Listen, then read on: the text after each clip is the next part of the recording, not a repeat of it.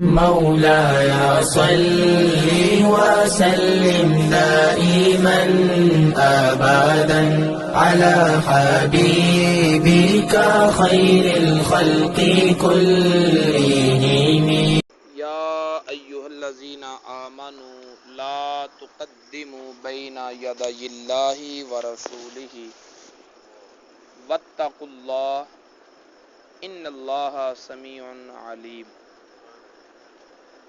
يا أيها الذين آمنوا لا ترفعوا أصواتكم فوق صوت النبي ولا تجهروا له بالقول كجهر بعضكم لبعض أن تحبط أعمالكم وأنتم لا تشعرون. صدق الله العلي العظيم وصدق رسوله النبي الكريم. نحن على ذلك من الشاهدين والشاكرين والحمد لله رب العالمين.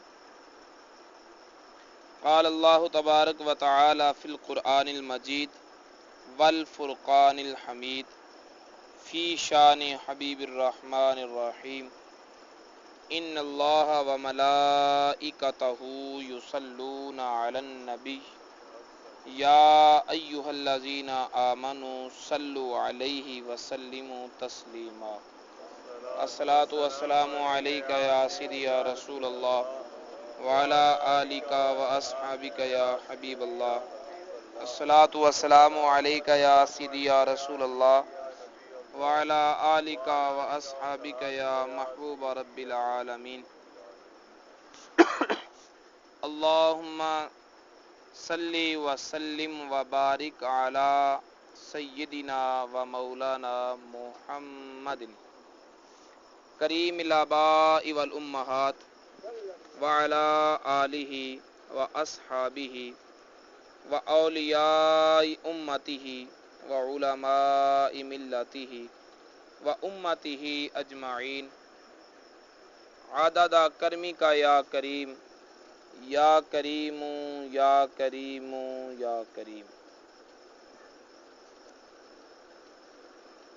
الف اللہ تو جان قربان میری جندے نور تھیں کل ظہور ہویا. الف اللہ تو جان قربان میری جندے نور تھیں کل ظہور ہویا. اول آخر ظاہر باطن ہر جا جندہ اسم اکبر مشہور ہویا. کھولے عشق محبوب دے راز مخفی سارے جگ اندر نور و نور ہویا. اون دے جیا حنیف نہ ہور کوئی جیڑا یار دی نظر منظور ہویا.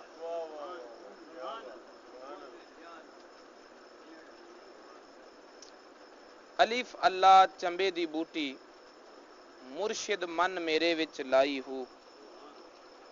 نفی اسبات دا پانی ملیا ہر رگے ہر جائی ہو. اندر بوٹی مشک مچایا جاں پھلاں تے آئی ہو. جیوے مرشد کامل باہو جیں اے بوٹی لائی ہو. حاضرین محترم،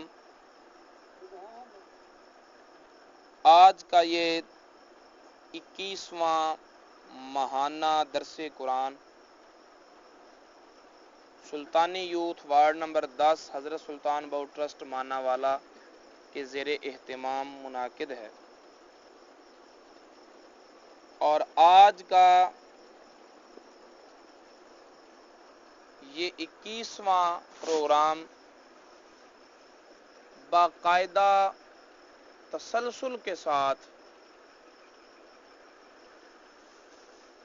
قرآن پاک کے درس کے حوالے سے یہ پہلا پروگرام ہوگا جس میں ہم باضابطہ بترتیب سورہ حجرات کی تفسیر سمجھنے کی کوشش کریں گے. اور اسی طرح اختتام سورہ حجرات تک بالترتیب یہی موضوع جاری رہے گا، اور اس موضوع کو، اس سورت کو منتخب کرنے کی وجہ یہ ہے کہ اس سورہ مبارکہ میں بارگاہ نبوت کے آداب بھی سکھائے گئے ہیں اور اسلامی معاشرت کے آداب بھی سکھائے گئے ہیں۔ سب سے پہلے آداب نبوت ہیں اور اس کے بعد آداب معاشرت ہیں کہ اہل اسلام نے مل جل کر اجتماعی زندگی کس طرح گزارنی ہے۔ یہ سلسلہ وار قرآن پاک کی 49 نمبر سورت ہے۔ 26ویں پارے میں 49 نمبر سورت، جس کا نام سورہ حجرات ہے۔ حجرات یہ جمع ہے حجرہ کی، اور یہاں حجرے سے مراد نبی پاک صلی اللہ تعالی علیہ وآلہ وسلم کا رہائشی مکان، نبی کریم صلی اللہ علیہ وسلم کے رہائشی مکان۔ تو قرآن پاک کا ایک حصہ جو 18 آیات پر مشتمل ہے، قرآن پاک کا ایک حصہ جو 18 آیات پر مشتمل ہے، اللہ رب العزت نے قرآن پاک کے اس حصے کو موضوع اور عنوان دیا ہے میرے یار کے رہائشی کمرے۔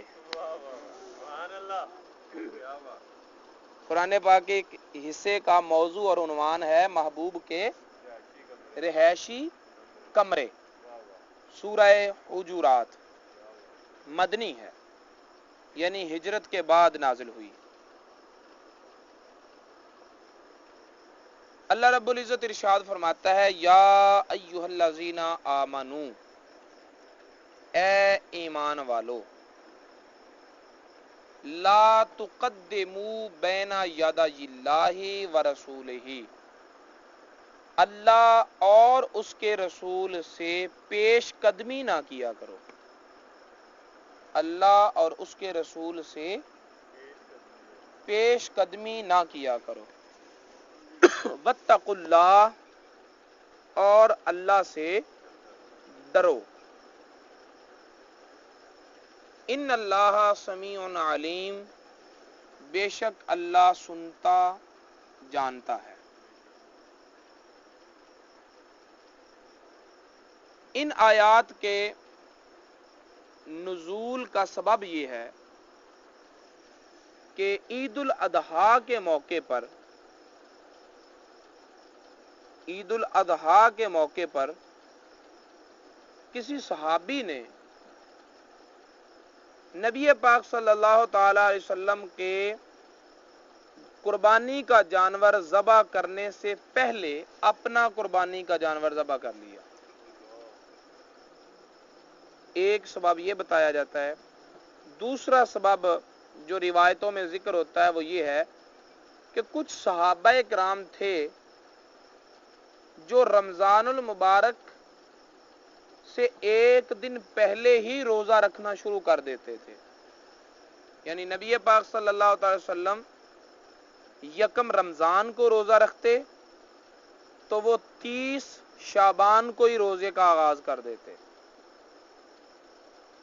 تو اللہ رب العزت نے یہ آیت کریمہ نازل کی کہ اے ایمان والو، اللہ اور اس کے رسول سے پیش قدمی نہ کیا کرو۔ اگر کسی صحابی نے قربانی کا جانور نبی پاک صلی اللہ علیہ وسلم کے اپنے جانور کو ذبح کرنے سے پہلے ذبح کر لیا، اچھا ہی کام کیا، اللہ کے نام کی قربانی کی، کوئی برا کام تو نہیں کیا۔ توجہ ہے؟ اگر کسی نے رمضان المبارک کا مہینہ شروع ہونے سے پہلے روزہ رکھا تو روزہ رکھنا عبادت ہے، اللہ کا حکم ہے روزہ رکھو. صرف رمضان کے فرض روزے ہی نہیں بلکہ ومن تطوع خیرا، جو کوئی نفلی روزے رکھے، یہ بھی تو قرآن کہتا ہے. اگر روزہ رکھا برا نہیں کیا، اگر قربانی کا جانور ذبح کیا برا اس نے بھی نہیں کیا، تو پھر اس سے منع کیوں کیا گیا؟ اس سے منع کر کے اللہ رب العزت نے تمام دنیا اسلام کو بتا دیا کہ کوئی نیک کام تب تک نیک نہیں جب تک میرے مصطفیٰ کے پیچھے رہ کر نہ کیا جائے. کوئی نیکیاں لے کر، کوئی قربانیاں دے کر، کوئی زہد اور تقوی کا سامان لے کر میری بارگاہ میں بغیر مصطفیٰ کے نہ آئے.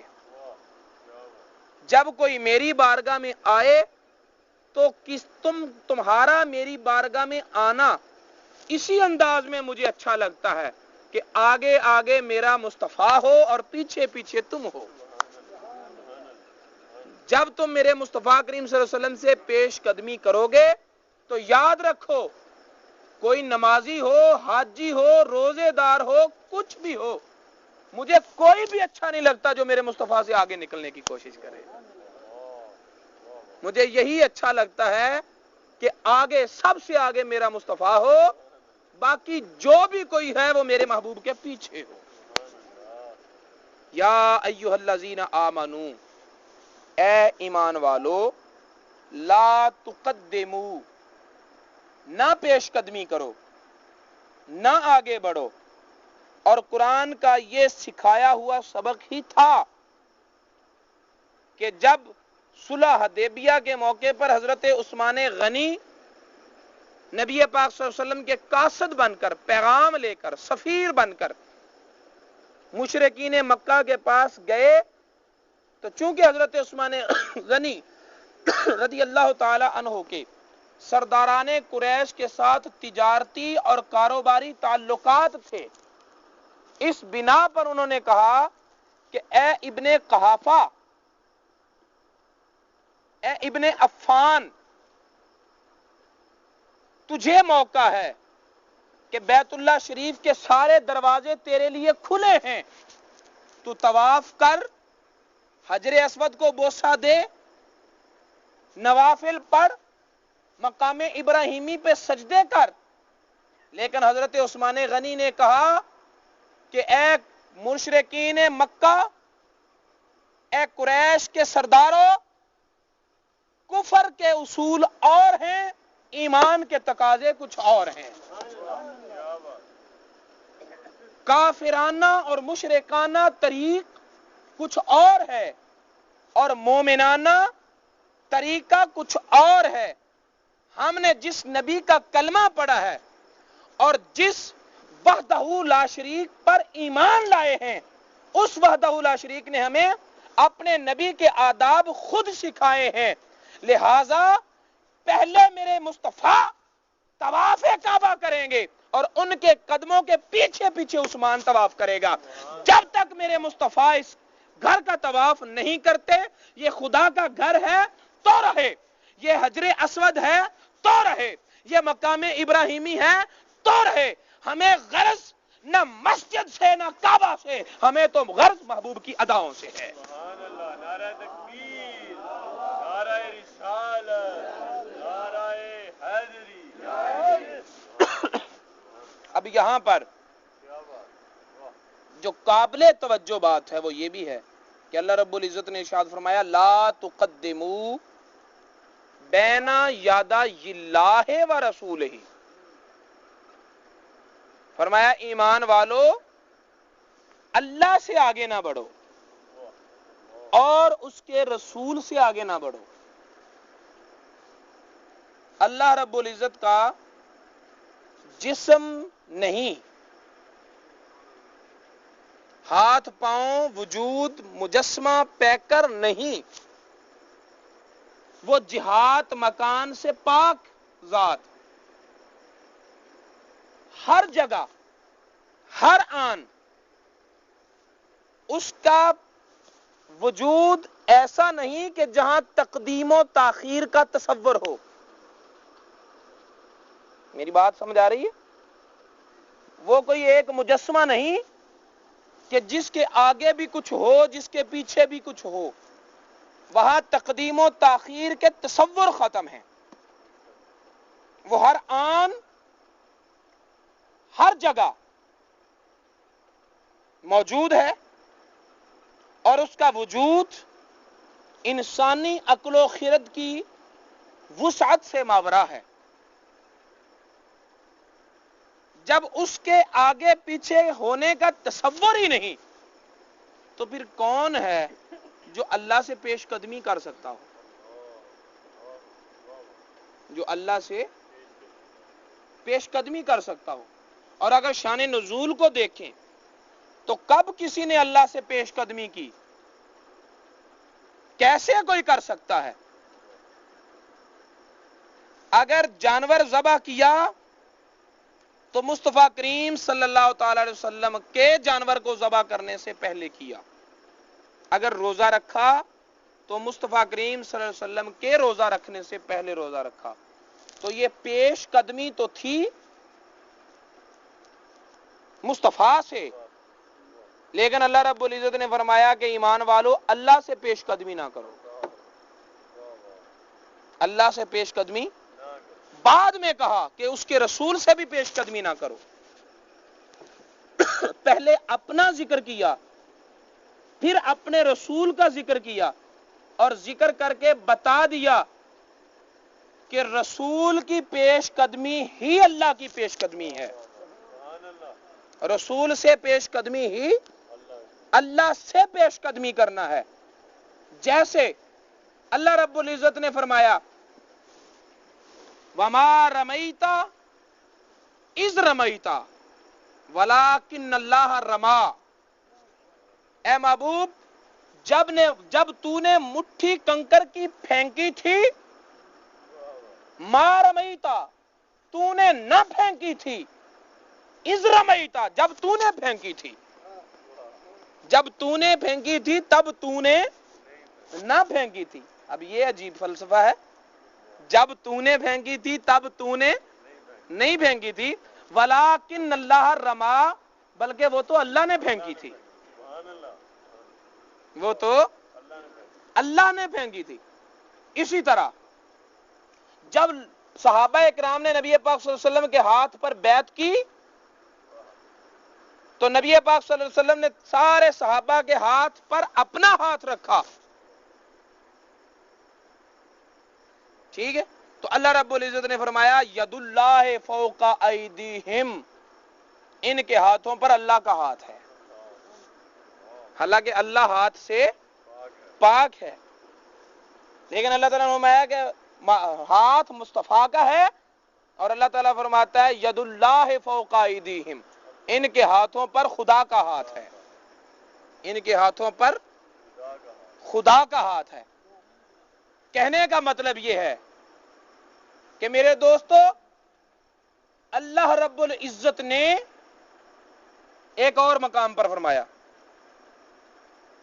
من یطع الرسول فقد اطاع اللہ.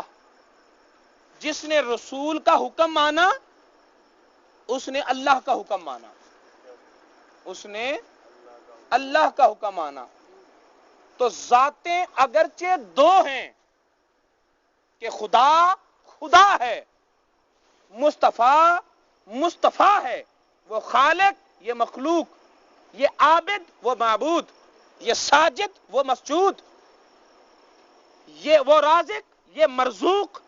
ذاتیں دو ہیں، لیکن ان دونوں ذاتوں میں پیار اور محبت کی وجہ سے احکام کا اتحاد ایسے ہے کہ جس نے ایک کو راضی کیا اس نے دونوں کو راضی کیا، جس نے ایک کو ناراض کیا اس نے دونوں کو ناراض کیا، جس نے ایک کی بارگاہ کی بے ادبی اور گستاخی کی اس نے دونوں کی گستاخی کی، جس نے ایک کو خوش کر لیا اس نے دونوں کو خوش کر لیا.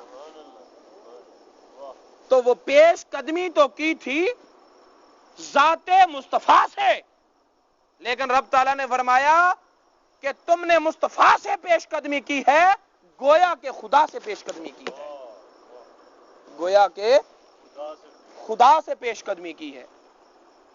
تو میرے دوستو، خدا خدا ہے، مصطفیٰ مصطفیٰ ہے، لیکن اگر کسی نے خدا کو دیکھنا ہو تو وہ مصطفیٰ کو دیکھے، کیونکہ مصطفیٰ کریم صلی اللہ علیہ وسلم نے بھی فرمایا کہ من رآنی فقد رأى الحق، کہ اس عبد و معبود میں تعلق ایسا ہے،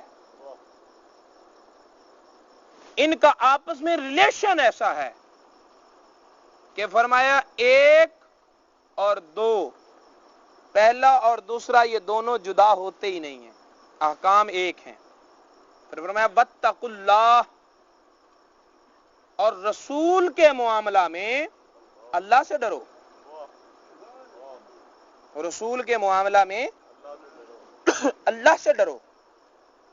اب توجہ طلب بات یہ ہے، آپ اگر سمجھنے کی کوشش کریں تو ایک زاویہ فکر یہ بھی ہے کہ صحابہ کرام نے جو قربانی ذبح کی تھی، کوئی ان کا مقصد تو یہ نہیں تھا کہ ہم رسول اللہ سے پیش قدمی کر رہے ہیں،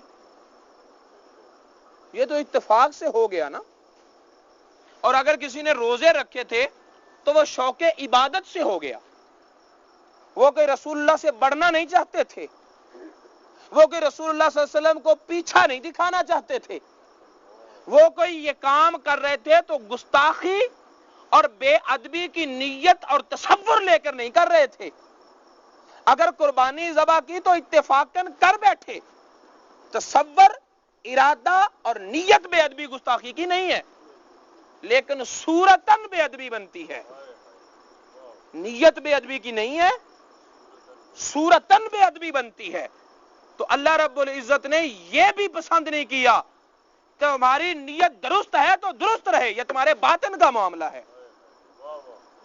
اگر تمہاری نیت شوق عبادت کی ہے تو رہے، یہ تمہارے دل کا معاملہ ہے، لیکن یاد رکھو میرے نبی کی بے ادبی نہ قلبی طور پر ہونی چاہیے نہ صوری طور پر ہونی چاہیے، کسی انداز سے بھی دیکھنے والے کو ادب ہی ادب نظر آئے، بے ادبی کہیں نظر نہ آئے۔ فرمایا رسول کے معاملہ میں خدا سے ڈرو، خدا سے ڈرو۔ کیوں؟ اس لیے خدا سے ڈرو کہ بارگاہ تو مصطفیٰ کی ہے، لیکن اس بارگاہ کے آداب خدا بنا رہا ہے، اس بارگاہ کے آداب، قانون یہ خدا بنا رہا ہے۔ اگر دربار جہانگیر بادشاہ کا تھا تو اس دربار کے آداب بھی جہانگیر نے بنائے تھے، اگر دربار اکبر کا تھا تو اکبر کے دربار کے آداب اور اصول اور ضابطے بھی اکبر نے بنائے تھے۔ آج اگر کسی حاکم کا دربار ہو یا اس کا دفتر ہو تو اس کے اصول اور ضابطے بھی وہ خود بناتا ہے، لیکن ادھر دیکھیں کہ دربار تو دربار محمدی ہے، لیکن اصول اور ضابطے جو ہیں وہ عرشوں کا خدا بنا رہا ہے۔ سبحان اللہ، نعرہ تکبیر، نعرہ رسالت، نعرہ حیدری، عظمت و شان مصطفیٰ۔ دربار محمدی ہے اور آداب خدائی ہیں، آداب خدائی ہیں۔ کیوں؟ اس لیے کہ جہانگیر گیا اس کا دربار بھی گیا اور اس کے دربار کے آداب بھی گئے، اکبر گیا اس کا دربار بھی گیا اور اس کے دربار کے آداب بھی گئے، اور کوئی بھی ہو اس کا درباری آداب کچھ باقی نہیں رہے گا۔ فرمایا اے محبوب دربار تیرا ہے، اگرچہ موت والا ذائقہ تو نے بھی چکھنا ہے، یہ شرط تجھے بھی پورا کرنا ہے، لیکن آداب تیری بارگاہ میں میں بنا رہا ہوں، جسے موت کبھی نہیں آئے گی، نہ میرے بنائے ہوئے آداب، اصول، ضابطے اور قانون ختم ہوں گے، اور نہ اے محبوب تیرے بارگاہ کے آداب اور ادب و احترام ختم ہوگا۔ تیری بارگاہ بھی ہمیشہ رہے گی، اور تیری بارگاہ کے آداب میں نے بنا دیے ہیں، جو زندہ و جاوید خدا ہوں، ہمیشہ رہنے والا ہوں، لہذا تیری بارگاہ کے آداب بھی کوئی مٹا نہیں سکتا۔ لہذا کائنات بدل جائے لیکن تیری بارگاہ کے آداب یہی رہیں گے، معاشرہ بدل جائے، تہذیبیں بدل جائیں، تمدن بدل جائے، حالات بدل جائیں، لوگوں کا رہن سہن، لوگوں کی عادتیں، لوگوں کے مزاج بدل جائیں، ان کے طریقے ہائے زندگی بدل جائیں، لیکن محبوب تیری بارگاہ کے آداب یہی رہیں گے۔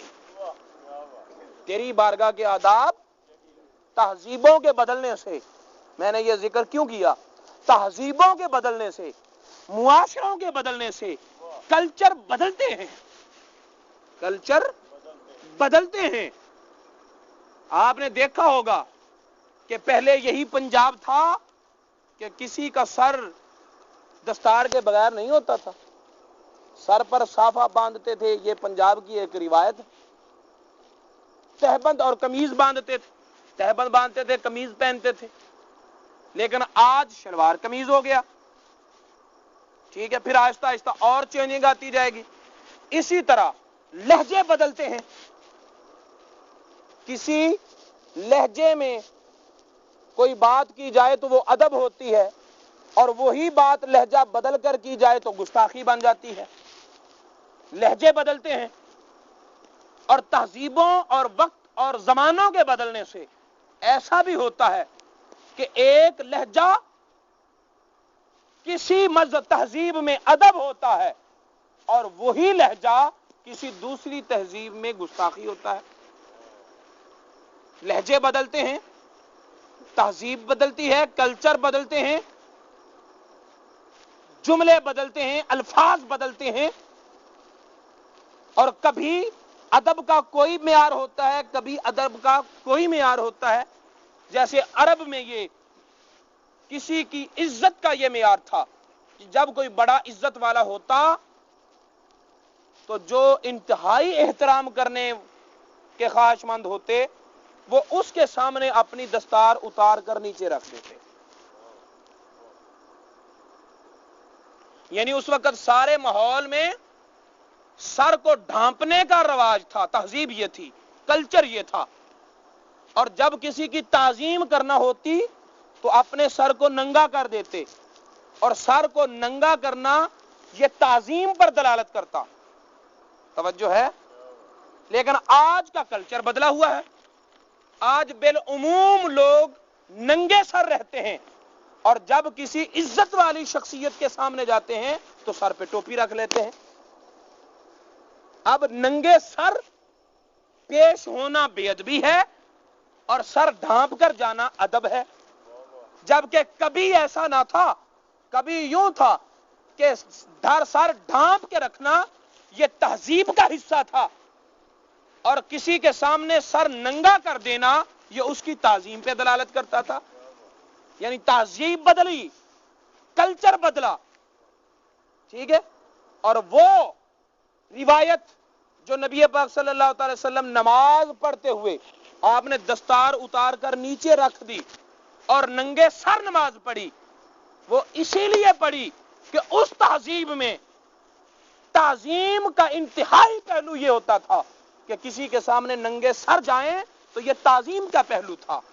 سو نبی پاک صلی اللہ علیہ وسلم نے اس تہذیب اور اس کلچر کے مطابق بارگاہ الوہیت کے تعظیم اور ادب و احترام کے باعث دستار نیچے اتار کے پھینک دی کہ مولا میری عزت کیا ہے، میری ساری کی ساری عزت تیری بارگاہ میں پڑی۔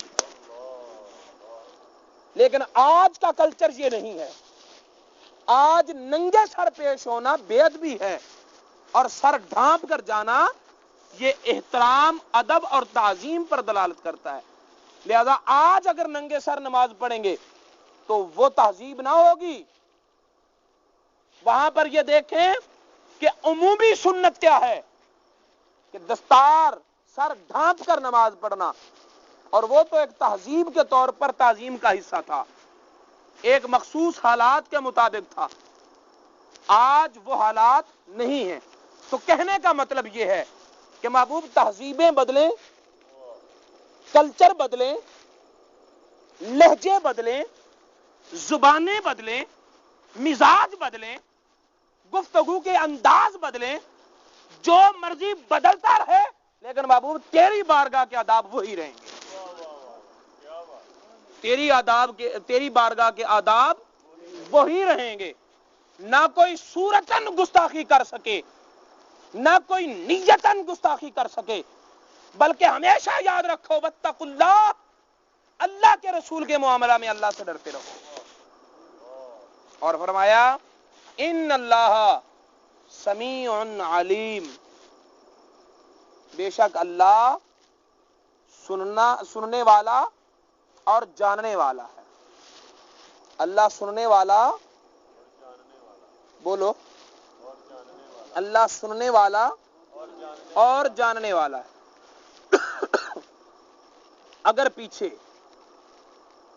تخلیقات کا ذکر ہو تو اللہ رب العزت کی جو صفتیں ذکر ہوں گی وہ بھی اسی مضمون کی نوعیت سے ہوں گی، اسی طرح مضمون کی نیت سے ہوں گی. جیسے اسی صفحہ پر دیکھیں کہ سورہ فتح میں اللہ رب العزت ارشاد فرماتا ہے هو الذی ارسل رسولہ بالہدی، وہ ذات جس نے اپنے رسول کو ہدایت دے کر بھیجا، ودین الحق، اور دین حق دے کر بھیجا، لیظہرہ علی الدین کلہ، تاکہ وہ اس دین اسلام کو سارے دینوں پر غالب کر دے.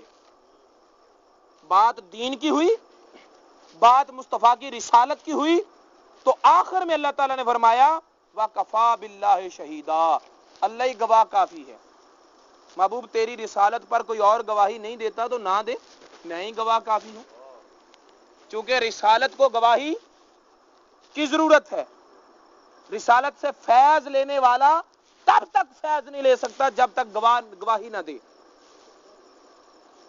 تو اس لیے اللہ تعالیٰ نے فرمایا محبوب میں نے تجھے رسول بھیجا، کوئی گواہی دے نہ دے، میں گواہ ہوں، میں گواہ ہوں. اسی طرح اللہ رب العزت نے ارشاد فرمایا والذی کف ایدیہم عنکم وایدیکم عنہم ببطن مکہ من بعد ان اظفرکم علیہم، وہ ذات جس نے ان کے ہاتھ تم سے اور تمہارے ہاتھ ان سے روکے وادی مکہ میں، اس کے باوجود کہ وہ تمہیں ان پر قابو دے چکا تھا. ٹھیک ہے. وَقَانَ اللَّهُ بِمَا تَعْمَلُونَ بَصِيرًا، اور جو تم کرتے ہو، بات پیچھے مجاہدین کے جہاد کی ہو رہی ہے، نیک لوگوں کے عمل کی بات ہو رہی ہے، تو آگے فرمایا اللہ تعالیٰ تمہارے عملوں کو دیکھنے والا ہے. بصیر والی صفت بتائی کہ تمہارے اعمال، یعنی مطلب یہ ہے کہ جب آیت کے اختتام پر اللہ کی صفتوں کا ذکر ہوتا ہے تو پہلے جو مضمون ہوتا ہے اس کے مطابق اللہ اپنی صفتوں کا ذکر کرتا ہے. بات سمجھ آ گئی؟ جو مضمون ہوتا ہے اس کے مطابق اللہ تعالیٰ اپنی صفتوں کا ذکر کرتا ہے. اسی طرح سورہ فتح کی آیت نمبر 21 میں ہے وَأُخْرَى لَمْ تَقْدِرُوا عَلَيْهَا، اور ایک اور جماعت ہے، کچھ لوگ وہ ہیں کہ جن پر تمہارا بس نہیں چلتا. قد احاط اللہ بہا، لیکن وہ بھی اللہ کے قبضے میں ہیں. تمہاری قوت بازو ان پر غالب نہیں ہے، لیکن اللہ تعالیٰ کے قبضے میں ہے. وہ جب چاہے گا ان کو تمہارے قبضے میں دے دے گا. بات قدرت کی ہوئی، بات طاقت کی ہوئی، تو آخر میں اللہ تعالیٰ نے آیت کہاں ختم کی؟ وَقَانَ اللَّهُ عَلَى كُلِّ شَيْءٍ قَدِيرًا، اللہ ہر شے پر قادر ہے. تو جو پیچھے مضمون ہوگا اس کے مطابق آیت کے اختتام پر اللہ تعالیٰ اپنی صفتوں کا ذکر کرے گا. تو اللہ رب العزت نے یہاں صفتیں ذکر کی، فرمایا ان اللہ سمیع علیم، بے شک اللہ سننے والا جاننے والا ہے. پیچھے مضمون ہے بارگاہ مصطفی کے آداب کا، اور آخر میں اللہ تعالیٰ نے اپنی صفت سمیع و علیم ذکر کی، اور بتانا یہ مقصود ہے کہ لوگوں یاد رکھو، اگر میرے مصطفیٰ کے بارے میں کوئی بات تمہاری زبان پر آئی تو یاد رکھو، کوئی سنے نہ سنے، 1000 تنہائی ہو، 7 کمروں میں چھپ کر ہو، خلوتیں ہوں، غاروں میں ہو، تم کسی گھاٹی میں چھپ کر بھی مصطفیٰ کے بارے میں بات کرو، کوئی سنے نہ سنے خدا سنتا ہے. کوئی سنے نہ سنے خدا سنتا ہے. اور اگر تمہاری زبان پر بات نہیں آتی تو یہ بھی نہ یہ خیال رکھنا کہ چلو زبان تک نہیں آتی، دماغ میں خیالات آنے سے حرج نہیں.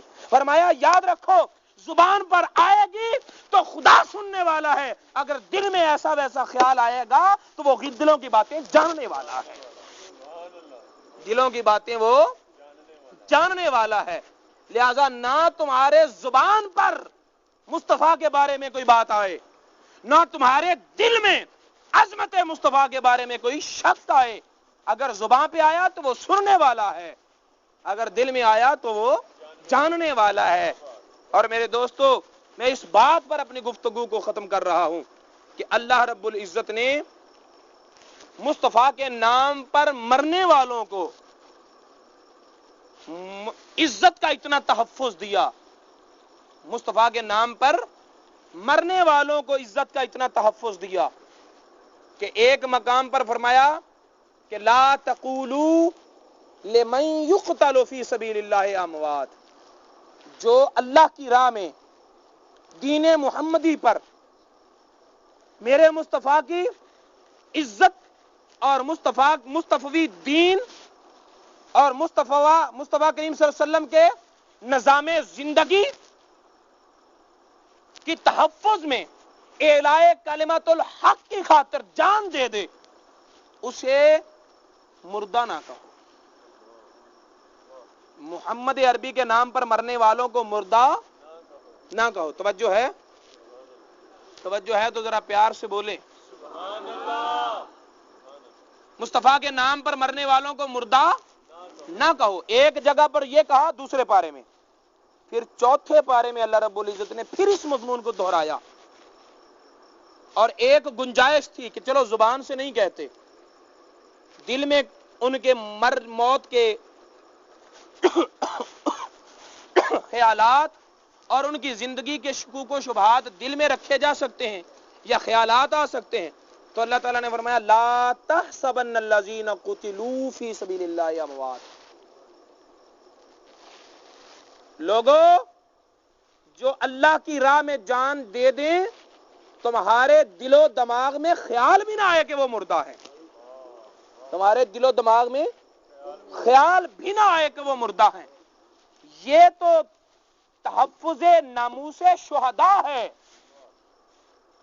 مصطفیٰ کے نام پر مرنے والے وہ شہید ہیں، مصطفیٰ کے دین پر مرنے والے وہ شہید ہیں، مصطفیٰ کے قانون زندگی اصول دین کی حفاظت کی خاطر جان دینے والے وہ شہید ہیں.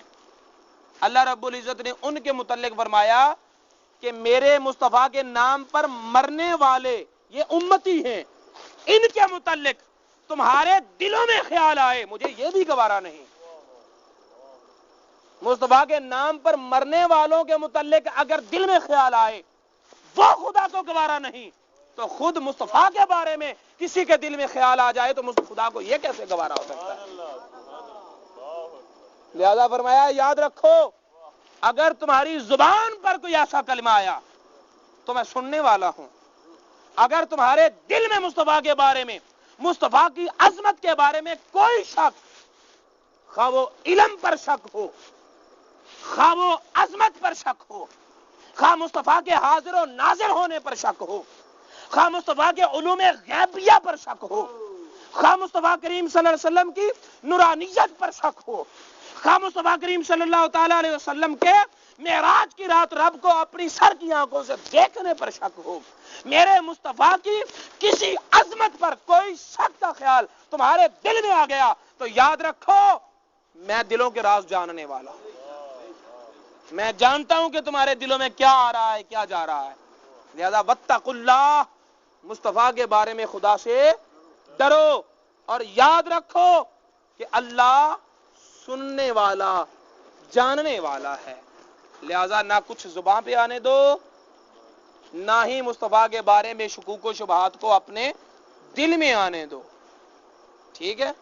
بس یہی رکھو کہ ہم امتی ہیں، ہم امتی ہیں اور امتی کا حق یہ ہے کہ دم بدم پڑھو درود، حضرت بھی ہیں یہاں موجود، یعنی محمد مصطفیٰ صلی علی محمد صلی اللہ تعالی علیہ وسلم، دامن مصطفیٰ سے جو لپٹا یگانہ ہو گیا، جس کے حضور ہو گئے اس کا زمانہ ہو گیا، وما علینا مولاي صل وسلم دائما أبدا على حبيبك خير الخلق كلهم